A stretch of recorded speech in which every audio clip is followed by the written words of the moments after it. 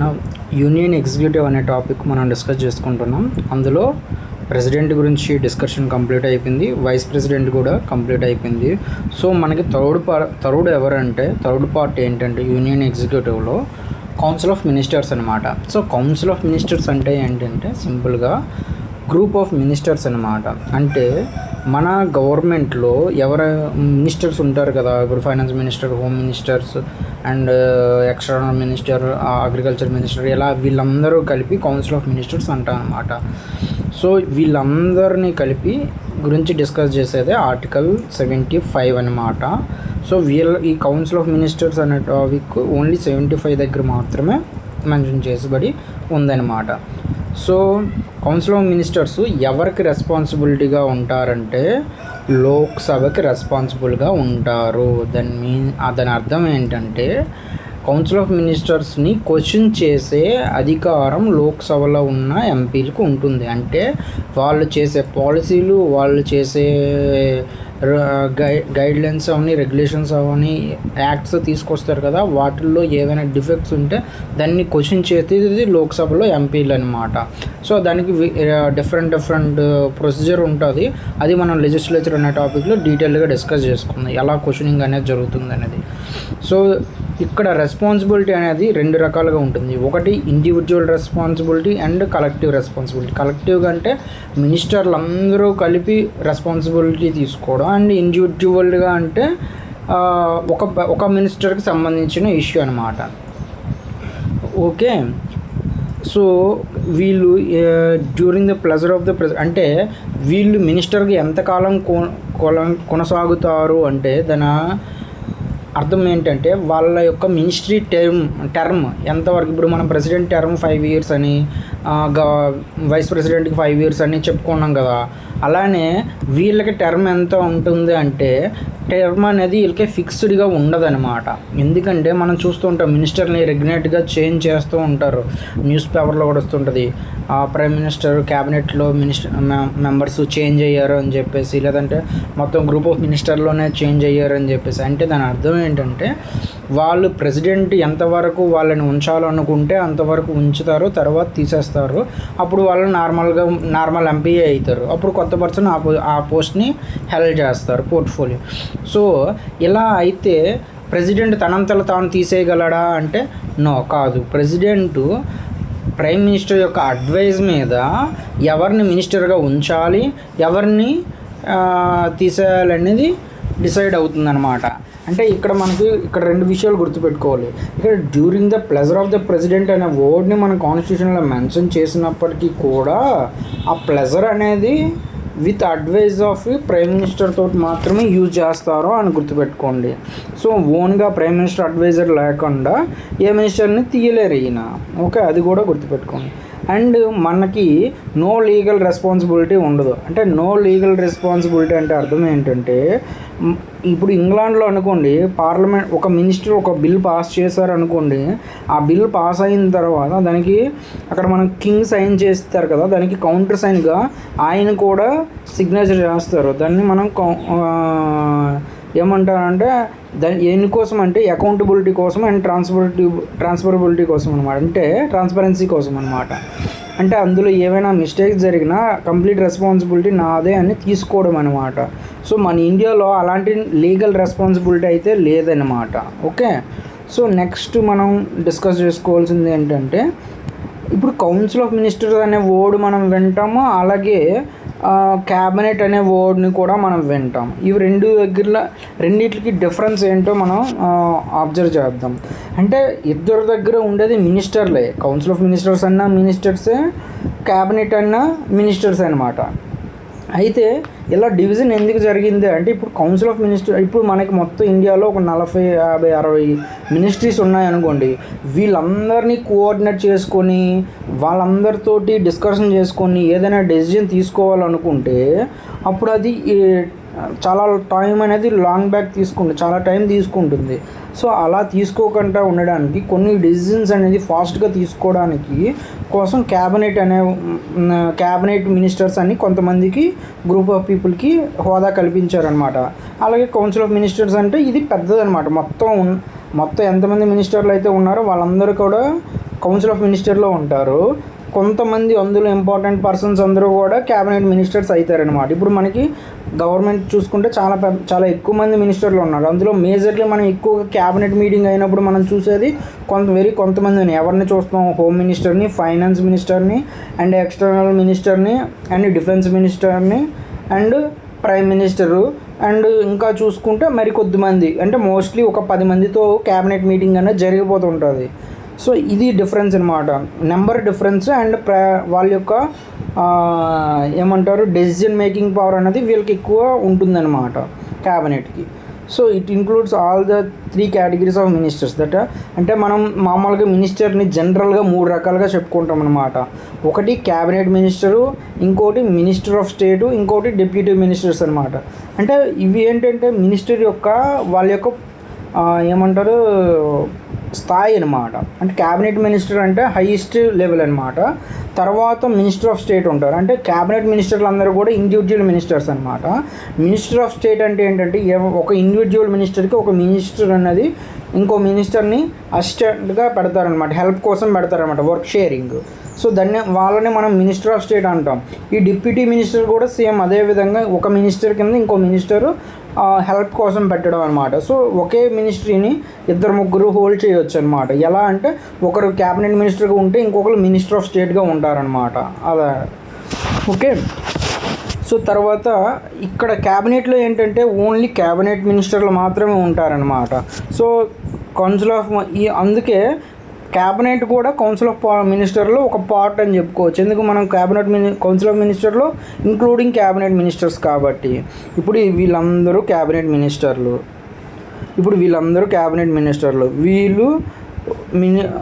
ఇదంతా కూడా council of ministers అనుకోండి.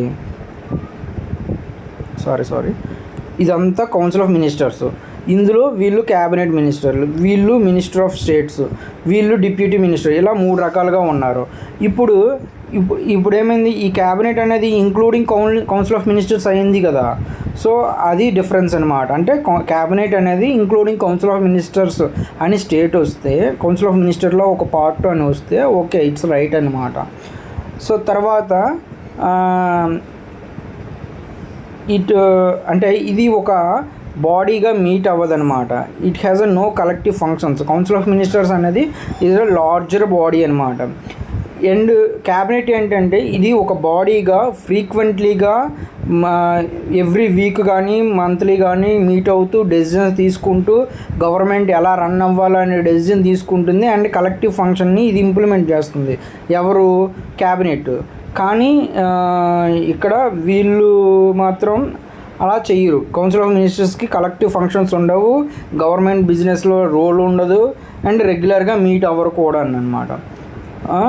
పవర్ అంతా కూడా కౌన్సిల్ ఆఫ్ మినిస్టర్లో ఉంది అని మనకు కనిపిస్తుంది, బట్ అది థియరీలోనే కనిపిస్తుంది. ప్రాక్టికల్గా పవర్ అంతా ఎక్సర్సైజ్ చేసేది ఈ కౌన్సిల్ మినిస్టర్స్ కన్నా ఈ క్యాబినెట్ వాళ్ళే ఎక్కువ. మనకి న్యూస్లో కూడా మనం అదే కదా వింటాం, క్యాబినెట్ ఈ డెసిజన్ తీసుకుంది, క్యాబినెట్ ఇది ఇలా ఇంప్లిమెంట్ చేయాలనుకుంటుంది ఈ స్కీమ్ని అని చెప్పేసి మనకి వినిపిస్తూ ఉంటుంది. సో అందుకు క్యాబినెట్ అనేది పవర్ఫుల్ అనమాట కౌన్సిల్ ఆఫ్ మినిస్టర్స్ కన్నా. సో కౌన్సిల్ ఆఫ్ మినిస్టర్స్ ఏ పని చేయాలనేది కూడా ఎవరు డిసైడ్ చేస్తారంటే క్యాబినెట్లో ఉన్న క్యాబినెట్ మినిస్టర్లో డిసైడ్ చేస్తారనమాట. సో ఒక పాలసీ ఉంది, ఆ పాలసీని ఏదైతే డెసిజన్ తీసుకుంటారో క్యాబినెట్ మినిస్టర్లు, మిగతా కౌన్సిల్ ఆఫ్ మినిస్టర్స్ అందరూ కూడా దానికి బైండింగ్ అయ్యి ఉంటారనమాట. సో ఇప్పుడు ఏదైతే తీసుకున్నారో డెసిజన్, దాన్ని ఇంప్లిమెంట్ చేసే బాడీ ఏంటంటే కౌన్సిల్ ఆఫ్ మినిస్టర్లు. మిగతా మినిస్టర్లు ఇంప్లిమెంట్ చేస్తారనమాట. సో క్యాబినెట్ ఏం చేస్తుంది, మిగతా మినిస్టర్లు అందరూ ఎలా వర్క్ చేస్తున్నారో తీసుకున్న డిసిజన్ పైన అని ఒక సూపర్వైజ్ చేస్తుంది అనమాట. సో మనకి it's a council of minister అనే వర్డ్ మనకి కాన్స్టిట్యూషనల్ బాడీయా కాదా అని క్వశ్చన్ వస్తే yes, it is a constitutional body. ఎందుకంటే మనకి ఆర్టికల్ 74లోనో ఆర్టికల్ 75లోనో కూడా కౌన్సిల్ ఆఫ్ మినిస్టర్ అనే వర్డ్ని మనం మెన్షన్ చేసాం కాబట్టి ఇదే కాన్స్టిట్యూషనల్ బాడీ. సో ఇదేంటంటే ఈ కౌన్సిల్ ఆఫ్ మినిస్టర్స్ యొక్క బాడీ అనేది సైజులో కానీ దాని యొక్క రోల్ కానీ క్లాసిఫికేషన్ కానీ కాన్స్టిట్యూషన్లో మెన్షన్ చేయలేదు, జస్ట్ కౌన్సిల్ ఆఫ్ మినిస్టర్స్ అనే వర్డ్ని మెన్షన్ చేశారు. అంటే ఎంతమంది ఉండాలి, అందులో ఎన్ని కేటగిరీలు ఉంటాయి, అంటే మనం ఇప్పుడు చెప్పుకున్న క్యాబినెట్ మినిస్టర్, మినిస్టర్ ఆఫ్ స్టేటు, లేకపోతే ఇప్పుడు మన డిప్యూటీ మినిస్టర్, వీళ్ళు చెప్పుకున్నాం కదా ఈ క్లాసిఫికేషన్. ఇది కూడా ఎక్కడా కూడా మెన్షన్ చేయలేదన్నమాట కాన్స్టిట్యూషన్లో.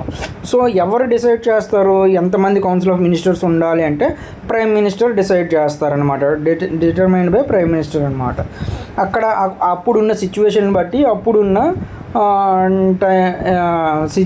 టైంని బట్టి, అంటే లైక్ ఎగ్జాంపుల్ ఇప్పుడు 1950లో మన ఫస్ట్ గవర్నమెంట్ ఫామ్ చేసినప్పుడు ప్రైమ్ మినిస్టర్, అప్పుడు మనకి సైన్స్ అండ్ టెక్నాలజీ మినిస్ట్రీ లేదు.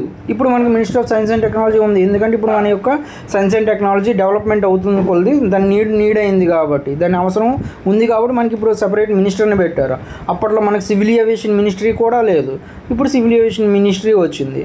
ఇలా అంటే ఇప్పుడున్న సిచ్యువేషన్కి బట్టి అప్పుడున్న మినిస్ట్రీ అనేది పెరగొచ్చు తరగొచ్చు అనమాట. ఓకే, కానీ ఇప్పుడు ఏంటంటే ఇలా చేస్తూ ఉంటే నెంబర్ ఆఫ్ మినిస్టర్లు పాలిటిక్స్ వల్ల సర్టెన్ గ్రూప్ ఆఫ్ పీపుల్కి రిప్రజెంటేషన్ ఇవ్వాలని చెప్పేసో, లేదా ఇంకా వేరే రీజన్ వల్ల, అంటే ఆ పర్సన్ దగ్గర ఎక్కువ మంది ఎంపీలు ఉన్నారనే రీజన్ వలన, డిఫరెంట్ రీజన్ వలన మినిస్టర్లు అందరూ ఎక్కువైపోయారనమాట. సో అప్పుడు ఏం చేశారంటే 91st అమెండ్మెంట్ చేసి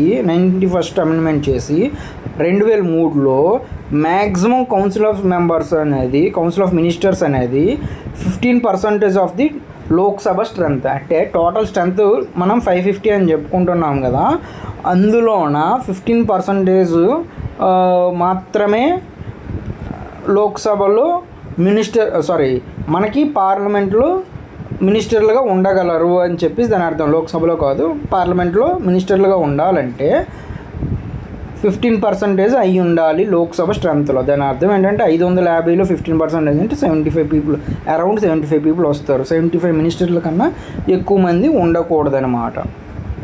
ఓకే, ఇది మనం చెప్పుకోవాల్సిన మేజర్గా కౌన్సిల్ ఆఫ్ మినిస్టర్స్ గురించి. క్యాబినెట్ ఏంటంటే, క్యాబినెట్ అనే పదాన్ని మనకి ఒరిజినల్గా కాన్స్టిట్యూషన్లో ఇవ్వలేదు. ఆర్టికల్ 352 అనే పదంని, ఆర్టికల్ 352ని 44th కాన్స్టిట్యూషనల్ అమెండ్మెంట్ చేసి 1978లో ఈ క్యాబినెట్ అనే పదాన్ని యాడ్ చేశారనమాట.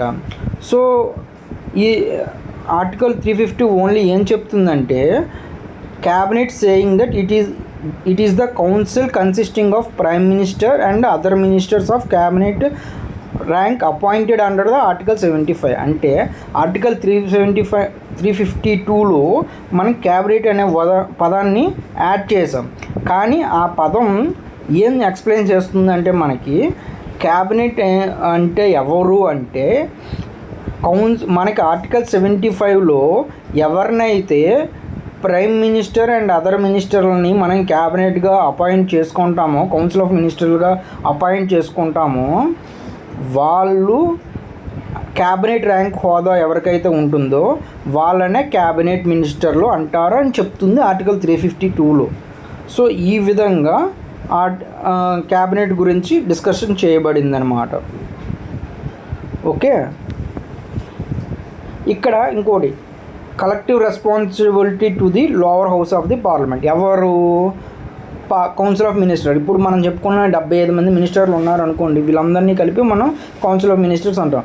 వీళ్ళందరూ ఎవరికి కలెక్టివ్గా ఉంటారు రెస్పాన్సిబిలిటీ? లోక్సభకు మాత్రమే ఉంటారనమాట. ఇప్పుడు క్యాబినెట్ ఏం చేస్తుంది అయితే, మనం చెప్పుకున్నాం కదా కౌన్సిల్ ఆఫ్ మినిస్టర్లు అందరూ కలెక్టివ్ రెస్పాన్సిబిలిటీ ఉంటారు లోక్సభకని. ఆ రెస్పాన్సిబిలిటీని కలెక్టివ్గా ఉండేటట్లు చూసుకునే పర్సన్సే ఈ క్యాబినెట్స్ అనమాట, క్యాబినెట్ మినిస్టర్లు అనమాట. సో ఆ కలెక్టివ్ రెస్పాన్సిబిలిటీని ఎన్ఫోర్స్ చేస్తుంది ఈ క్యాబినెట్ అనమాట. సో ఇక్కడతో ఈ డిఫరెన్స్ అర్థమైంది అనుకుంటాను, council of ministers versus cabinet ministers అనమాట. సో ఇప్పుడు మనం నెక్స్ట్ ఈ క్యాబినెట్ అనే దానికి, ఈ క్యాబినెట్ అనే టెర్మినాలజీ మనం యాడ్ చేసాం కదా, దాన్ని మన ఇండియన్ క్యాబినెట్ని ఒక్కొక్క పొలిటికల్ థింకరు ఒక్కొక్కలాగా డిఫైన్ చేశారనమాట. జాన్ మెరియట్ అనే ఆయన ఏం చెప్పారంటే, ఒక pivot around which the political machinery revolving. అంటే ఇది ఒక పివోట్ లాంటిది పొలిటికల్ మిషనరీకి పొలిటికల్ మిషనరీ అంతా కూడా ఈ క్యాబినెట్ చుట్టే తిరుగుతుంది అని చెప్పేసి చెప్తున్నారనమాట. గ్లాడ్స్టోన్ అని ఆయన ఏం చెప్తారంటే solar around which the bodies revolve, అంటే ఈ క్యాబినెట్ అనేది ఒక సోలార్ ఆర్బిటాల్ లాంటిది. ఈ సోలార్ ఆర్బిట్లోనే కదా గ్రహాలన్నీ కూడా తిరుగుతుంటాయి. సేమ్ ఈ క్యాబినెట్ చుట్టే మిగతా గవర్నమెంట్ కూడా అంతా కూడా తిరుగుతుంటుందని దాని మీనింగ్ అనమాట. బార్కర్ అని ఏం చెప్పారంటే మ్యాగ్నెట్ ఆఫ్ పాలసీ, అంటే ఈ క్యాబినెట్ అనేది ఒక మ్యాగ్నెట్ లాంటిది. ఏదైనా ఒక పాలసీని ఇంప్లిమెంట్ చేయాలన్నా చేయకూడదన్నా అంత డిసిజన్ ఇలా తీసుకుంటున్నారు. కాబట్టి మ్యాగ్నెట్ ఎలాగైతే అన్ని వస్తువులను ఆకర్షించుకుంటుందో క్యాబినెట్ కూడా మిగతా పాలసీ విషయాల్ని గ్రిప్లో పెట్టుకుంటుంది అని దాని అర్థం అనమాట. బేగ్హాట్ అని ఆయన ఏం చెప్తున్నారంటే ఈ క్యాబినెట్ అనేది ఒక హైపెన్ లాంటిది. It joins the buckle binds the executive and legislative అని చెప్తున్నారు. అంటే దాని అర్థం ఏంటంటే ఇది ఒక హైఫెన్ లాంటిది. అంటే మనం ఇప్పుడు ఏదైనా 2 పారాగ్రాఫ్ రాసేటప్పుడు హైఫెన్ పెట్టేసి రాసుకుంటాం కదా, ఇద్దరిని కలిపాము అని మీనింగ్ కదా అది. అంటే అర్థం ఏంటంటే ఎగ్జిక్యూటివ్ అనేది ఒక బాడీ, లెజిస్లేటివ్ అనేది ఒక బాడీ, వీళ్ళిద్దరిని జాయిన్ చేస్తూ ఉన్న బాడీ ఏంటి అంటే క్యాబినెట్ అని చెప్తున్నారు బేగ్హాట్ అనమాట. ఈ ఐవర్ జెన్నింగ్స్ అని ఆయన ఏం చెప్తున్నారంటే ఈ cabinet core of British constitutional system, it provides unity to the British system of government అని చెప్తున్నారు. అంటే ఇంకేం లేదు, ఈయన చెప్పే అర్థం ఏంటంటే ఇప్పుడు బ్రిటిష్ కాన్స్టిట్యూషనల్ సిస్టమ్ అంటే అక్కడ పార్లమెంటరీ ఫామ్ ఆఫ్ గవర్నమెంట్, ఆ పార్లమెంటరీ ఫామ్ ఆఫ్ గవర్నమెంట్లో ఏ డెసిజన్ తీసుకోవాల్సి వచ్చినా క్యాబినెటే తీసుకుంటుంది. కాబట్టి ఇక్కడ ఆ క్యాబినెట్ని కోర్గా చెప్పుకుంటా, అంటే క్యాబినెట్ లేకపోతే అక్కడ గవర్నమెంటే లేదు, కాబట్టి core of the constitutional system అని చెప్పారు ఈయన అనమాట. సో అదే form of government system follow అవుతున్నాం కాబట్టి మన ఇండియాలో కూడా సో మనకి కూడా క్యాబినెట్ అనేది core of the constitutional government అవుతుంది అని చెప్తాం అనమాట. ఎల్ఎస్ అమరే అన్న ఆయన ఏం చెప్తున్నారంటే ఈయన ఏం చెప్తున్నారంటే central directing instrument of government, అంటే ఇది ఒక డైరెక్షనల్ బాడీ. ప్రతి ఇష్యూని కూడా డిఫరెంట్ మినిస్ట్రీస్కి డిఫరెంట్ ఆర్గనైజేషన్కి ఎలా వర్క్ చేయాలనేది డైరెక్షన్స్ ఇచ్చే బాడీ అని చెప్తున్నారనమాట. సో ఇక్కడ మనకి ఎగ్జామ్ పాయింట్ ఆఫ్ వ్యూలో ఏంటంటే ఇది ఎలా అంటే ఇలా మా వైపు మనకి పొలిటికల్ థింకర్ ఇస్తారు, ఇంకోవైపు మనకి ఈ కొటేషన్స్ ఇస్తారు ఆయన చెప్పినవి. సో ఎవరెవరు ఏమన్నారు అన్నది గుర్తుపెట్టుకుంటే మనకి ఎగ్జామ్లో ఈజీగా ఉంటుంది. సో ఇక్కడతో మనకి క్యాబినెట్ మీద డిస్కషన్ అయిపోయింది. సో క్యాబినెట్ కమిటీస్ ఉంటాయి, కొన్ని కమిటీస్ ఉంటాయి, అవి ఇంపార్టెంట్. ఈ క్యాబినెట్ కమిటీస్ అనేవి చాలా ఇంపార్టెంట్. సో ఇక్కడ ఏంటంటే ఒక్క నిమిషం. సో ఈ క్యాబినెట్స్ ఏంటంటే మనకి క్యాబినెట్ కమిటీలు అనేవి 2 టైప్స్, ఒకటి అడాక్ టైపు, ఇంకోటి స్టాండింగ్ కమిటీస్ అనమాట. సో అడాక్ కమిటీస్ అంటే ఏంటంటే ఇట్స్ ఎ టెంపరీ బేస్ అనమాట. ఈ ఒక కమిటీని టెంపరీగా certain period of time 1 month 2 months or 1 year ఇలా సర్టన్ టైమ్ ఒక స్పెసిఫిక్ టాస్క్ మీద అపాయింట్ చేస్తారో ఆ టాస్క్ అయిపోగానే ఆ కమిటీని తీసేస్తారనమాట, ఇంకా ఉండదు. సో అవన్నీ కూడా అడాక్ కమిటీస్ అంటాము. అవన్నీ టెంపరీ బేస్ పైన ఉంటాయి. ఇంతకుముందు చాలాసార్లు అపాయింట్ చేశారు అండ్ అవి క్లోజ్ అయిపోయి కూడా ఉన్నాయి. సో అవి ఎన్ని ఉన్నాయి ఏంటి అని డిస్కస్ చేసుకోవడం వేస్ట్ అనమాట, ఎందుకంటే చాలా ఉంటాయి ఇవి. అవి నీడ్ ఆఫ్ ద టైంని బట్టి బయటకు వస్తుంటాయి, వెళ్తుంటాయి అనమాట ఆ కమిటీస్. సో ఇప్పుడు మనకి ఫిక్స్డ్గా ఉండే కమిటీస్ ఏంటో తెలుసుకుందాం. సో ఫిక్స్డ్గా ఉండే కమిటీస్ని మనం స్టాండింగ్ కమిటీస్ అంటాం. అందులో ఫస్ట్ కమిటీ ఏంటంటే cabinet committee on political affairs, అంటే మొత్తం మన కంట్రీలో జరుగుతున్న మన గవర్నమెంట్ యొక్క పొలిటికల్ అఫైర్స్ అంతా కూడా ఈ క్యాబినెట్ కమిటీయే డిసిజన్ తీసుకుంటుంది. అందుకే దీన్ని సూపర్ క్యాబినెట్ అని కూడా అంటాం అన్నమాట. ఓకే, సో డొమెస్టిక్ అఫైర్స్లో అంటే మన కంట్రీ యొక్క పొలిటికల్ అఫైర్స్ డొమెస్టిక్గా అవని ఇంటర్నేషనల్గా అవని ఎలా అయినా సరే మన యొక్క పొలిటికల్ డెసిజన్స్ అనేది తీసుకునే బాడీ ఈ cabinet committee on political affairs అనమాట. దీనికి మోస్ట్లీ ప్రైమ్ మినిస్టరే హెడ్గా ఉంటారనమాట. తర్వాత cabinet committee on economic affairs అనమాట. మన ఎకనామిక్ యాక్టివిటీసు, మన ఎకనామిక్ పాలసీసు ఎలా తీసుకుంటుంది గవర్నమెంట్ అనే డెసిజన్ని ఈ క్యాబినెట్ తీసుకుంటుంది అనమాట. ఓకే, నెక్స్ట్ ఇంకోటి అంటే అపాయింట్మెంట్స్ కమిటీ ఆన్ క్యాబినెట్ అనమాట. ఇప్పుడు మనకి ప్రతి స్టేట్కి చీఫ్ సెక్రటరీలు ఉంటారు, అలా ఉన్నట్లే మనకి ప్రతి మినిస్ట్రీకి కూడా ఒక చీఫ్ సెక్రటరీ ఉంటారు, ఒక క్యాబినెట్ సెక్రటరీ ఉంటారు. సో ఇలా హైయెస్ట్ అనే బ్యాంకుల్లో ఎండీలు ఉంటారు. ఇప్పుడు పబ్లిక్ సెక్టర్ ఎంటర్ప్రైజెస్ ఉన్నాయి, వాళ్ళకి ఎండీలు ఉంటారు. సో వీళ్ళందరినీ హైయెస్ట్ లెవెల్ ఆఫ్ పొజిషన్లో ఉన్న ఎంప్లాయీలని అపాయింట్ చేసే కమిటీయే ఈ క్యాబినెట్ కమిటీ అనమాట. సో ఈ థర్డ్ది సో హై లెవెల్ అపాయింట్మెంట్ని డీల్ చేస్తుంది అనమాట. తర్వాత cabinet committee on parliamentary affairs. So parliamentary affairs ఏం చేస్తుందంటే గవర్నమెంట్ యొక్క బిజినెస్ అనేది, గవర్నమెంట్కి బిజినెస్ అంటే ఏంటి, గవర్నమెంట్ ఎలా రూల్ చేస్తుంది, ఎలా గవర్నెన్స్ జరుగుతుంది అని చెప్పుతారు ఎక్కడ, పార్లమెంటులో. ఆ పార్లమెంట్లో గవర్నమెంట్ ప్రోగ్రెస్ ఎలా ఉంది అని డెసిజన్ తీసుకోవాల్సింది, దాన్ని ఇంప్లిమెంట్ చేయాల్సింది cabinet committee on parliamentary affairs అనమాట. తర్వాత cabinet committee on security. Cabinet committee on security అంటే ఏ విషయాల మీద అంటే డిఫెన్స్ విషయాల్లోనా, లా అండ్ ఆర్డర్ విషయాల్లోనా, ఇంటర్నల్ సెక్యూరిటీ విషయాల్లోనా, అటమిక్ ఎనర్జీ విషయాల్లోనా, ఈ 5 కేటగిరీల్లో defence, law and order, internal security, atomic energy మొత్తం 4 కేటగిరీల్లో ఈ సుప్రీం బాడీ ఏంటి అంటే డెసిజన్ తీసుకున్నది cabinet committee on security. Okay, next ఏంటంటే అకామిడేషన్ ఆన్ క్యాబినెట్ కమిటీ. ఇదేంటంటే government accommodation to the member of parliaments. అంటే ఇప్పుడు ఎంపీలు ఉంటారు, వాళ్ళకి అకామిడేషన్ ఇవ్వాలి కదా, హౌస్ ఇవ్వాలి, కార్ ఇవ్వాలి, మిగతా యాక్టివిటీస్ ఉంటాయి. అలాగే సెంట్రల్ గవర్నమెంట్ ఎంప్లాయీస్ ఉంటాయి, అలాగే సెంట్రల్ గవర్నమెంట్ ఆర్గనైజేషన్స్ ఉంటారు, అదర్ పర్సన్స్ ఉంటారు. వీళ్ళందరికీ అకామిడేషన్స్ ఇవ్వాల్సి వస్తుంది కదా. ఆ అకామిడేషన్స్ గురించి డెసిజన్ తీసుకోవాలంటే కన్వీన్ అయ్యే బాడీ ఏంటంటే క్యాబినెట్ కమిటీ ఆన్ అకామిడేషన్ అనమాట. ఈ బాడీ డెసిజన్ తీసుకుంటుంది. ఓకేనా. Next investment and growth. Cabinet committee on investment growth.